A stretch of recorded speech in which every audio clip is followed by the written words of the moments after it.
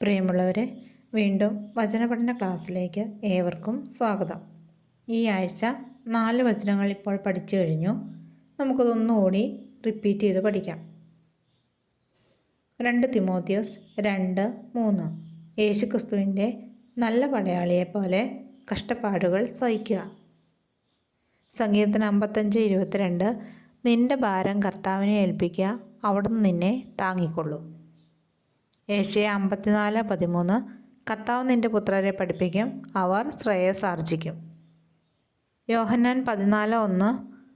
നിങ്ങളുടെ ഹൃദയം അസ്വസ്ഥമാകേണ്ട, ദൈവത്തിൽ വിശ്വസിക്കുവിൻ, എന്നിലും വിശ്വസിക്കുവിൻ. ഇനി നമ്മൾ ഇന്നത്തെ വചനം പഠിക്കാൻ പോവുകയാണ്. എബ്രായർ 4:12. ദൈവത്തിൻ്റെ വചനം സജീവവും ഊർജ്ജസ്വലവുമാണ്. പ്രിയമുള്ളവരെ, വചനത്തിൻ്റെ പ്രാധാന്യത്തെക്കുറിച്ച് പറയാൻ ഇതിലും പറ്റിയ ഒരു വചനമില്ല. വചനം എന്താണെന്നുള്ളതും അതെന്ത് ചെയ്യുന്നു എന്നുള്ളതും പൂർണ്ണമായിട്ടും ഈ സെൻറ്റൻസിൽ പറയുന്നുണ്ട്.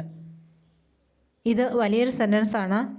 ഇരുതല വാളിനേക്കാൾ മൂർച്ചയേറിയതും ചേതനയിലും ആത്മാവിലും സന്ധിബന്ധങ്ങളിലും മജ്ജയിലും തുളച്ചു കയറി ഹൃദയത്തിൻ്റെ വിചാരങ്ങളെയും നിയോഗങ്ങളെയും വിവേചിക്കുന്നതുമാണ്. ഇത് നമ്മൾ ഒരു സെൻറ്റൻസാണ് ഇന്ന് പഠിക്കുന്നുള്ളൂ. പിന്നീട് ഒരിക്കൽ ഇത് മുഴുവനായിട്ട് പഠിക്കുന്നതാണ്.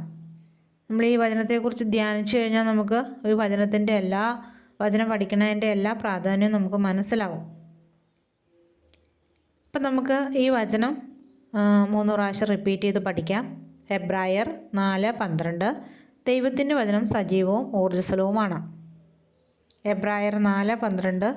ദൈവത്തിൻ്റെ വചനം സജീവവും ഊർജ്ജസ്വലവുമാണ്. എബ്രായർ 4:12.